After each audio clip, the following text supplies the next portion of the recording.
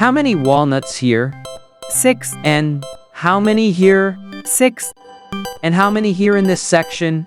6, How many walnuts here? 6, And how many in the middle section?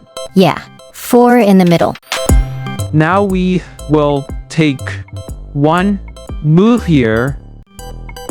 Take this one, move here. How many along the side? 6. How many in the bottom? It's 6. How many along the side? 6 here. And how many on the top? It's 6. Now we will take this one, move here. Now you can see 2 in the middle. Now we will take this one, move here. How many along the side? 6 here. How many in the bottom?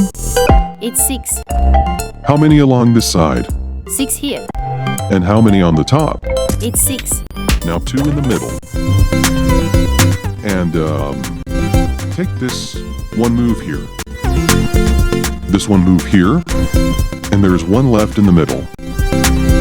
And if you take this one, put it here. Take this one, move here. And you can see 0 in the middle. Wow, it's amazing. What a trick, man. It's an illusion.